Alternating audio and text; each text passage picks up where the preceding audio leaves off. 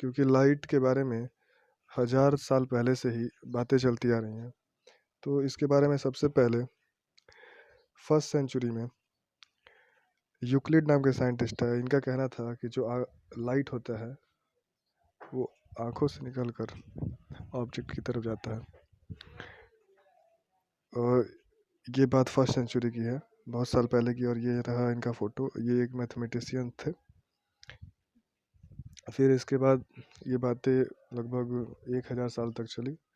और उसके बाद एल्हाइजन नाम के साइंटिस्ट आए, यहाँ पे 1000 AD होगा। इन्होंने कहा कि लाइट जो होता है वो लुमिनस ऑब्जेक्ट से निकलता है और आँखों की तरफ जाता है। और एटलीस्ट हमको पता चल गया ये कि लाइट कहाँ से निकलता है। इसके बाद 1666 से 1800 तक न्यूटन आए और उनका कहना था कि लाइट बना किससे, लाइट क्रिएट कैसे हुआ है। तो उन्होंने बोला था लाइट जो है होता है वो छोटे छोटे पार्टिकल से मिलकर बना है, जिसका नाम उन्होंने कार्पुसल्स रखा। और ये जो कार्पुसल्स होते हैं उनका मास जो होता है वो निग्लेजिबल होता है, बहुत कम मास होता है और इसकी स्पीड बहुत ज़्यादा होती है। यह कहना था कि ये जो कार्पुसल्स है वो स्ट्रेट लाइन में ट्रेवल करते हैं और डिफरेंट साइज़ के कार्पुसल्स की वजह से ही हमारे नेचर में डिफरेंट कलर होते हैं। और इनका एक जो बात बोली थी, ये बात आगे चल के गलत हो गई कि लाइट की जो स्पीड होती है वो डेंसर मीडियम में ज़्यादा होती है, जबकि ऐसा होता नहीं है। लाइट की स्पीड रेयर मीडियम में ज़्यादा होती है। अभी डेंसर और रेयर आगे हम लोग पढ़ेंगे।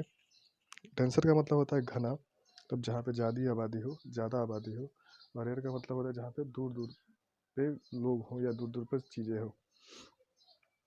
इसके बाद और इसके बाद आए इसके बाद आए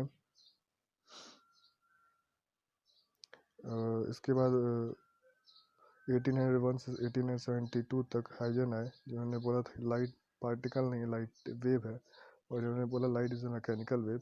और इन्होंने अपनी बात को सही करने के लिए एक मीडियम, क्योंकि मैकेनिकल वेव को चलने के लिए मीडियम की ज़रूरत होती है, तो इन्होंने एक मीडियम को क्या इमेजिन किया और बोला कि जो पूरा नेचर है वो एक ऐसे मीडियम से बना है जिसका मास निग्लेजिबल है, जिसकी डेंसिटी बहुत कम है, और उसका नाम उन्होंने रखा ईथर।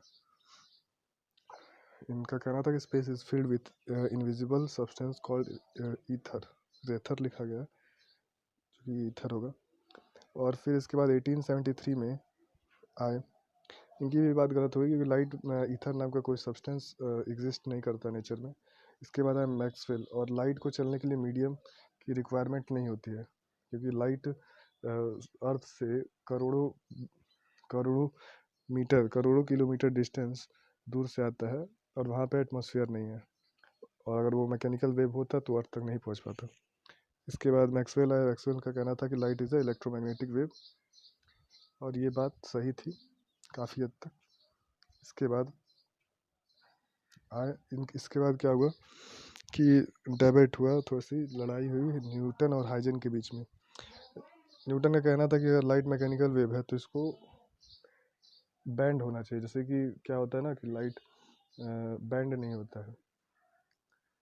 अगर बैंड जैसे साउंड है, साउंड किसी अगर दीवार के पीछे कोई बोल रहा है तो मुड़ करके हमारे को सुनाई देगा, लेकिन लाइट में ऐसा कुछ नहीं होता है। जैसे वाटर है, अगर दीवार के साइड से रास्ता मिले तो वहाँ से बहकर वो उस जगह तक पहुँच सकता है, लेकिन लाइट ऐसे नहीं कर सकता है। और ये भी बात था, और न्यूटन ने ये बोला था कि जो लाइट की स्पीड होती है वो जो लाइट की स्पीड होती है वो रेयर मीडियम में ज़्यादा होती है। इससे न्यूटन की बात गलत हो गई।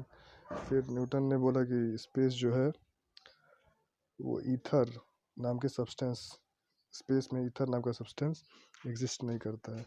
और ये दोनों बात चलती रही। लास्ट एटलीस्ट हम लोग पढ़ते हैं डुअल नेचर ऑफ लाइट, मतलब लाइट का पार्टिकल नेचर और लाइट का वेव नेचर, क्योंकि दोनों बातें सही थी कहीं ना कहीं।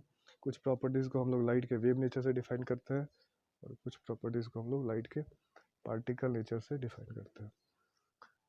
ओके, तो आगे हम लोग पढ़ेंगे particle nature of light and wave nature. तो 10th में हम लोगों को केवल इसका पार्टिकल नेचर पढ़ना है जो न्यूटन ने बोला था। वेव नेचर के बारे में हम लोग क्लास 12th में पढ़ेंगे। ओके।